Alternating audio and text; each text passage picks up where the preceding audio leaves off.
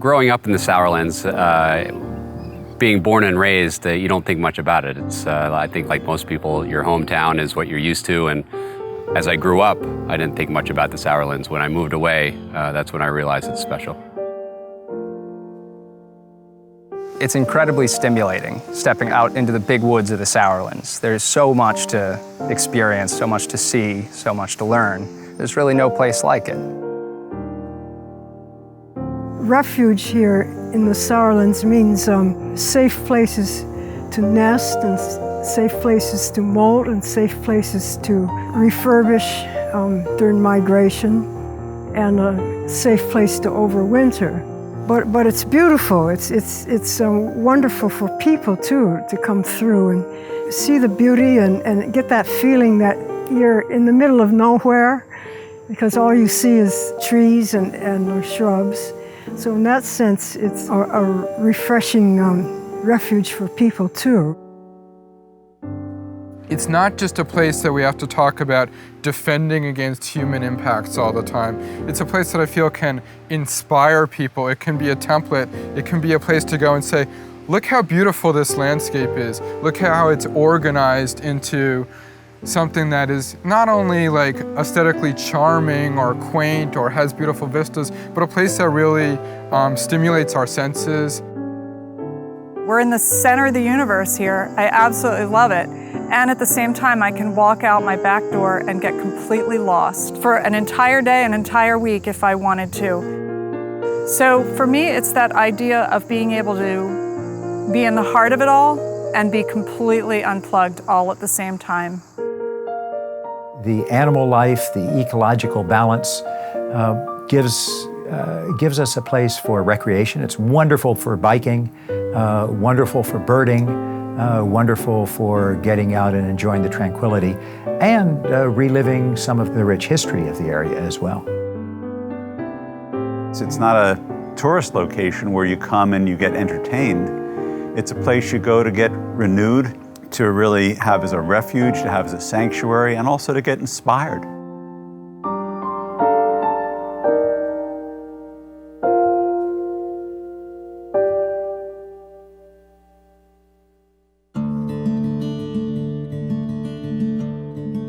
Sourland Mountain sits in west central New Jersey, in the area bounded by the towns of Princeton, Hopewell, Lambertville, Flemington, and Hillsborough. The 90-square-mile region spans 7 municipalities in Hunterdon, Somerset, and Mercer counties. Sourland Mountain is home to the largest contiguous forest between New York and Philadelphia, and it is a remarkable place. For centuries, the Sourlands have been a refuge for plants, animals, and people. In the middle of the nation's most densely populated state and adjacent to one of the world's most heavily developed corridors, the Sourlands provide critical habitat for wildlife and a peaceful, inspiring getaway for people from the neighboring cities, towns, and suburbs. The Sourlands are a rich regional resource, unique in many ways. You will see the Sourlands not only as an ecological oasis, but also as a place of refuge and a source of inspiration.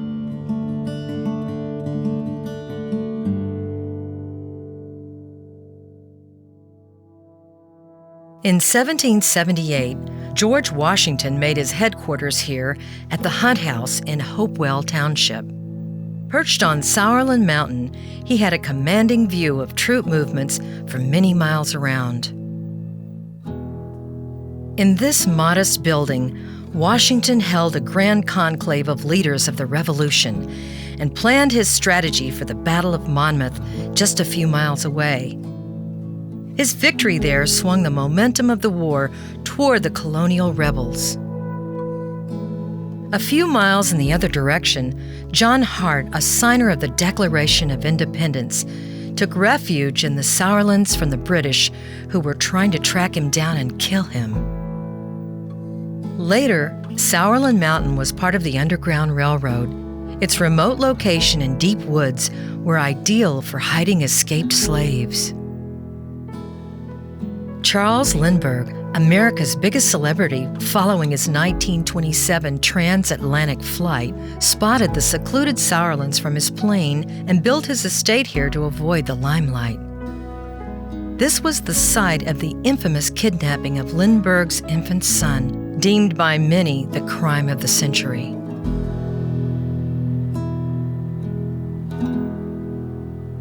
This is a place that I like because I feel like I can see the bones of the land exposed here. This is what a lot of the Sourlands looks like, but because there's been a stream coursing through here, there's no more soil and you can see all the boulders exposed. This is diabase. This is the rock that saved the Sourlands. So while many of the adjacent lowlands to this area got turned into farms or became industrialized, became suburbs, the Sourlands stayed wild. Why? Well, you can't plow this stuff.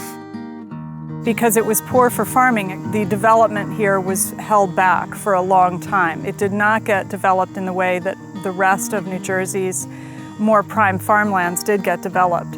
So it's here simply because of this accident of geology. It was difficult to put roads in here. It was difficult to do things with water like have wells. And most importantly, it was impossible to plow this landscape. So the parts of the Sourlands that had this diabase geology underlying them were able to stay, at least relative to the rest of this area, very wild. The predominating diabase is a hard, igneous rock formed from the crystallization of underground magma. The large diabase boulders that characterize the mountain are the result of erosion and were not deposited here by glaciers, as many mistakenly assume. Eroded diabase created a number of dramatic rock formations that have captured the imagination of people for centuries. Colorfully named places such as Roaring Rocks, Three Brothers, Devil's Half Acre, and Knitting Betty Rock figure prominently in the legends and lore of the Sourlands. The Sourlands diabase restricts the amount of water that replenishes the local aquifer, which is not a flowing underground river, but mere isolated pools of water collected in the cracks of the bedrock. The groundwater, upon which everyone who lives here is completely dependent for their water supply, is very difficult to retrieve, and it's a very limited resource. So when it comes to groundwater, we have only a very finite amount of it. Experts agree that the region's water supply cannot withstand the pressure of significant further development.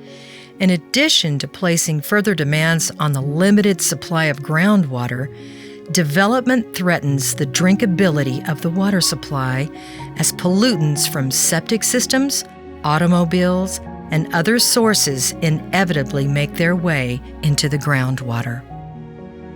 While groundwater is critical to the residents of the Sourlands, the area's surface water is also important. Springs feed the headwaters of pristine Sourland streams, which contribute to the drinking water of thousands outside the Sourlands region. The area's unique geology allows the formation of perched wetlands and vernal pools, which provide critical habitat for endangered wildlife.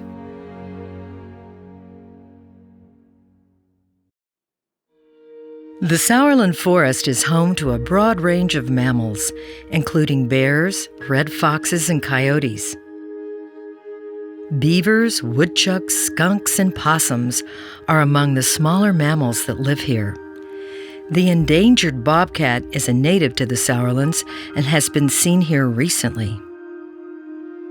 Abundant native plants support the largest colony of birds in the region, from the tiniest hummingbird to the king of raptors, the bald eagle.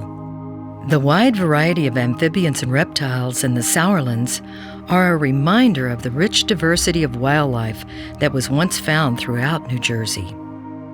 The Sourlands provide a really rich environment. From a bird's eye point of view, this is one of the most attractive sights you'll ever find. If you're flying up the East Coast and you're a bird, you're going to want to land in the Sourlands. Millions upon millions of birds travel every spring and fall along the Atlantic Flyway, an aerial superhighway that stretches along the eastern seaboard from South America to northern Canada. A crucial component of the flyway is the forest stopovers below. The Sourlands is a bit of greenery between highlands and Cape May, and the birds come down to roost and feed. It's a stopover for migration where they can refurbish before they go on. The stopovers are like links in a chain. The disturbance of any one threatens the entire flyway. This is particularly true in the heavily developed northeastern United States. You know, a lot of people think, oh, the birds are in decline because those nasty people in the tropics are cutting down the tropical rainforest. Well, most of the birds that are around here live in the tropical rainforest in the winter, but they come up here because food is abundant and it's a good place to raise your family. And so if we don't provide that for them, then it has the same effect as it would if you were cutting down the rainforests in the tropics. Many songbirds stop only briefly in the Sourlands on their way to breeding grounds elsewhere. The black-throated blue warbler stops on its journey from its winter home in the Caribbean to its nesting territory in New England and southeast Canada. Other birds, like the junco, call the Sourlands their winter home and migrate further north during the summer. The Sourlands are more than a stopover for the migrating birds that breed here, such as the endangered eastern meadowlark. It takes advantage of the abundant grasslands at the foot of the Sourlands for nesting. Birders have watched with delight as the Kentucky warbler has been seen raising a family on Baldpate Mountain on the western edge of the Sourlands. Its cousin, the hooded warbler, also prizes the Sourlands' large tracts of mature deciduous forest with dense shrubs. The female hooded warbler will often build the nest in a clump of dead leaves so it's perfectly camouflaged. And she will sit in it. If she sees a predator, she will drop to the ground and scurry away, trying to draw the predator away from the nest. The male hooded warbler, in the meantime, will circle around the core of the nest. You can often hear him and with patience see him. He will stop only briefly to feed. The evolutionary purpose of that is probably to let other males know, this is my territory. My woman is here, you keep out. One of the most beautiful and most vulnerable birds in the Sourlands is the scarlet tanager. Its gorgeous red feathers and jet black wings stand out among the greenery. These birds are especially sensitive to forest fragmentation as they breed only in deep forest interior. In addition to the migrants, a long list of birds live year-round in the Sourlands, the largest of these being the majestic raptors that live in the forest interior and roam above the adjacent fields and grasslands, eyeing prey. The red-shouldered hawk is extremely rare in the Northeast because of declining habitat. Red-shouldered hawks breed in this reserve. I was privileged in 2008 to see a pair go through courtship. And a few months later, about half a mile from the spot where I saw the courtship, I saw an immature red-shouldered hawk that had just fledged. So they're not often seen or heard, but they are here in small numbers. Other year-round residents of the Sourlands include the chickadee, a variety of woodpecker, and several types of owl. The barred owl is the real specialty of the Sourlands because it's the one owl in our area that requires large contiguous forest. But you also have great horned owls breeding in the Sourlands. In bygone days, the night call of the owls was heard throughout the eastern forest. The Sourlands is one of the last places in New Jersey where their calls can still be heard. In late winter and early spring, another type of call dominates the hills and hollows of the Sourlands. Amphibian migration is a spectacular phenomenon that happens in early spring, and on cool, wet nights, amphibians, including salamanders and frogs, will emerge from their wintertime burrows up to the ground and migrate from upland forest to small pools or medium-sized pools in the forest called vernal pools. And these vernal pools are the sites of their breeding cycle. So salamanders, specifically spotted salamanders and wood frogs, will court and breed and lay their eggs in these ponds, and only these ponds. And the reason we see this rush is because vernal pools are exactly that, vernal. They're wet for several months during the year, and they have to get in their entire breeding cycle, and the larva has to mature before they dry. Because vernal ponds aren't full of water the entire year, they can't support fish. And fish are fantastic predators on amphibians and on eggs and on their larvae. So the significance is that there's much less predation in a vernal pool, which makes them excellent nurseries for amphibians. Reptiles and amphibians, whose numbers are in sharp decline worldwide, can still be found in abundance in the fascinating forested wetlands, ponds, and pools of the Sourlands. Cracks in the diabase boulders throughout the Sourlands provide a wonderful habitat for the black snake, garter snake, and ribbon snake, among others. The endangered wood turtle finds the Sourlands' clean headwater streams and woodlands to be a wonderful home. Loss of habitat due to forest fragmentation is the greatest threat to these venerable creatures. The first spring rain brings a symphony of spring peepers. Each vernal pool, even if very small, can provide refuge for hundreds or even thousands of spotted salamanders and frogs.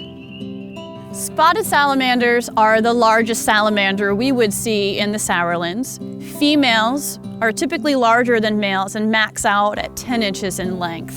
So if I put her on my hand, she would stretch from fingertip up to my wrist. We don't see them very often, A, because they're fossorial and underground, and nocturnal. And the one time we do get to see them quite regularly is on these migration nights. Wood frogs are cool because they can get quite cool and are one of the only species we know of that can have 2/3 of their body water freeze solid and still survive. When a wood frog is frozen in winter, it is not breathing and its heart is not beating.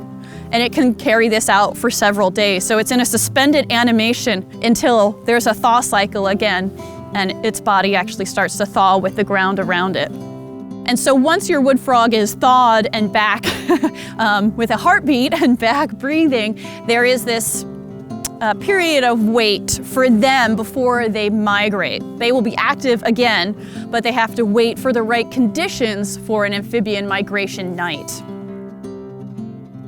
When conditions are right, a rainy day and chilly evening, the migration begins.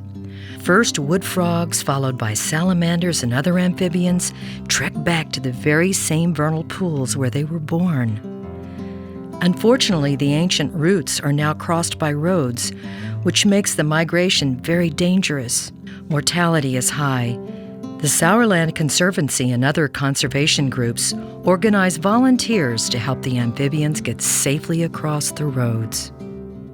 I think it's a pretty magical event, giving themselves to help these small creatures that fit in the palm of their hand get to a breeding pool.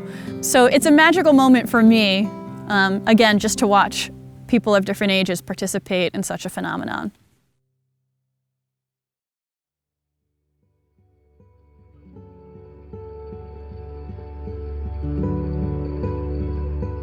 As soon as I walk into a woods, I feel a wave of well-being come over me. It's not a unique phenomenon. It's not something that some tree hugger like me alone can experience. In fact, the Japanese have a word for the air that exists in mature forests because they've recognized that it's different. For many, Being in the woods is a calming contrast with our everyday lives and invokes a primal sense of well-being. A forest that goes on without interruption provides shelter, serenity, and refuge. For people, this is a source of enjoyment and inspiration. For some plants and animals, it's a habitat that is critical to their survival.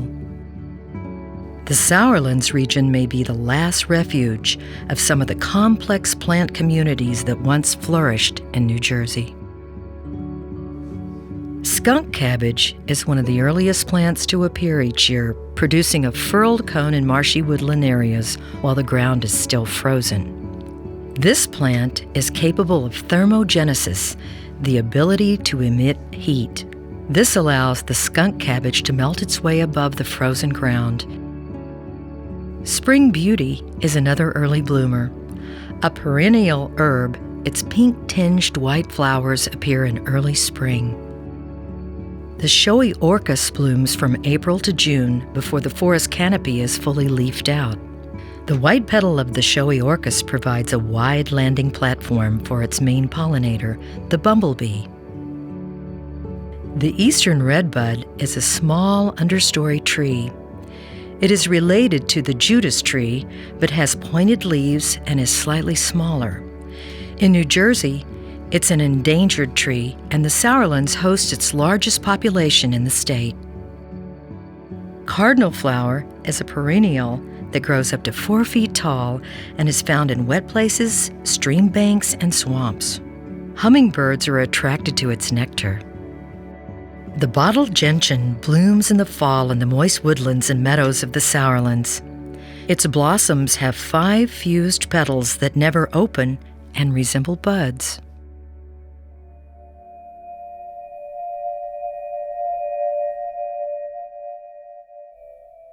If you look at the Sourland region, it's just this mohawk of green that streaks through central New Jersey, and it really looks like a perfectly contiguous forest. However, these roads and lawns and this patchwork of open areas in the Sourlands is actually detrimental to what you can really define as a contiguous forest, because each of those open areas has a buffer around it where the surrounding forest isn't quite as productive as it could be and isn't ideal for some of the specialist species that can be found here. The Sourland forest faces a major threat from development. Clearing deep woods for a home site diminishes habitat 1,000 feet in every direction. Yeah, there is a big difference between the interior of a forest and the edge of a forest in terms of what plant species are likely to occur there.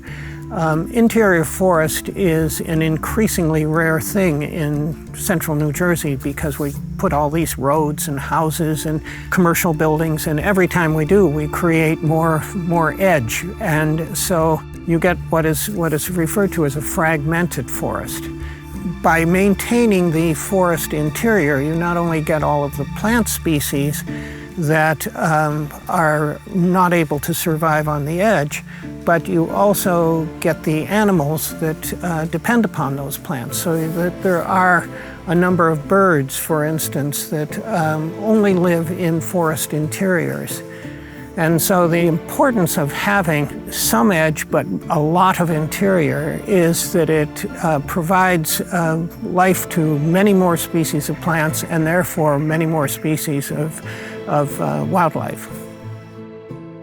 Development in the heart of the Sourlands destroys deep woods habitat, while increasing habitat for the highly destructive white-tailed deer, the second major threat to the Sourland forest. One of the really important imbalances in the Sourlands is that we just have a huge deer population throughout the whole region. And it's partially because the type of suburban habitats that we've created, one, we've eliminated all the large natural predators from our human habitats, but we've also created habitats that deer have adapted to really well. And we've created sort of an outrageous population imbalance. I think nothing made me sit up straighter and realize that there is a dire threat than hearing a woman named Ann Rhodes say that if deer aren't controlled, in another 200 or 300 years, we will not have an eastern forest. because the trees that are in the canopy now will have died, largely died. Some of them will survive a little longer, but most of them will have died. And there won't be anything to replace them because the deer will have eaten all of the seedlings. See, this substrate here is parklight. It's all been eaten out by deer. Anything that tries to come up. Our hardwood seedlings will be eaten this winter, so you don't see any ash or shagbark or oak trees that are 3 feet tall or over. You just won't. As a result of deer browse, there are huge swaths of Sourland forest in which there is virtually no understory, no next generation of trees. Compare this with an area of healthy forest understory. Whether they're the result of development, storm damage, or other natural causes, holes in the forest are taken over by invasive plants. These invasives, unlike native plants, are inhospitable to native birds and animals.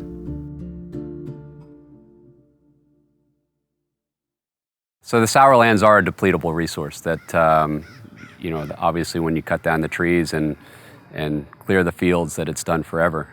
In the case of the Sourlands, I think that's less easy for people to look at and say, okay, what's the big deal when you cut down the trees, so what?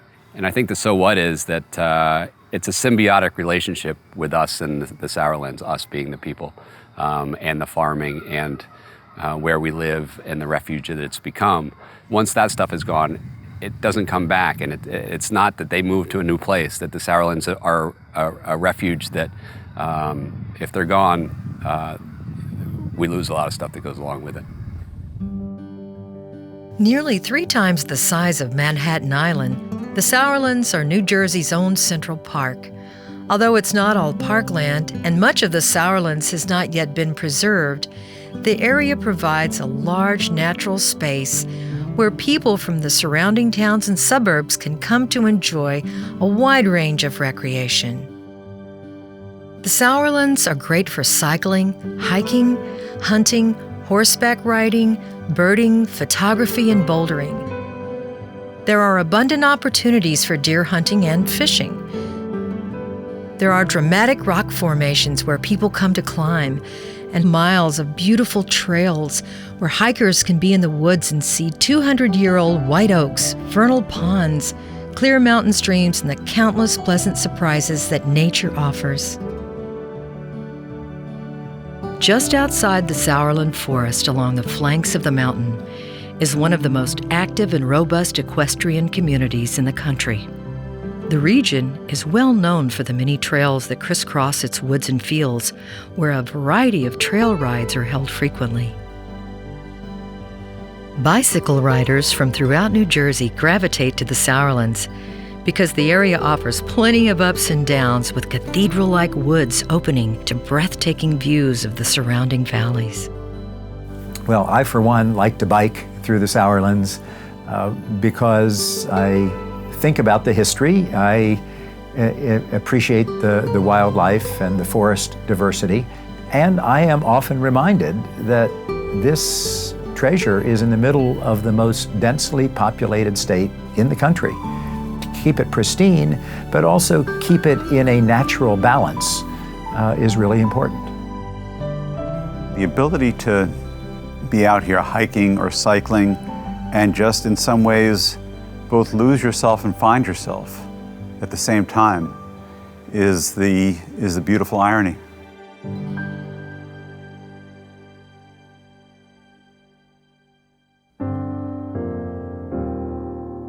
A visit to the Sourlands offers a respite from traffic and crowds, an unlikely refuge we share with plants and wildlife. The Sourlands provide inspiration, its natural wonders reminding us of both nature's resilience and its fragility.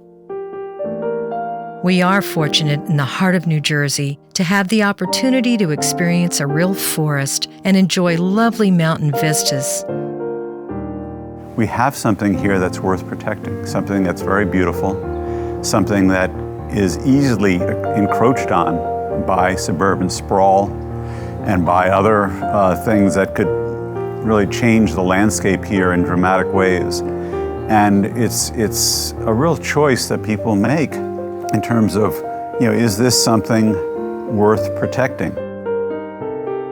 I think most people do respond to the idea that they're not an island, that they do live in a community. And the goal is to enlarge their sense of that community to include the natural areas that surround them. Yes, I want to be able to turn my tap on in my kitchen sink in 10 or 20 years and know that the water is going to be there and that it's going to be clean. But I also want to know that we have held on to something that is a really exceptional resource, that my children and grandchildren will be able to see a little slice of New Jersey's agricultural past and our beautiful ecosystems. We tend to talk so often about people as bad actors within the landscape, as only causing disturbance and degradation. And I think one of the reasons why the idea of stewardship appeals to me is because it allows us to resume our role as very important animals within the landscape that encourage abundance and resiliency.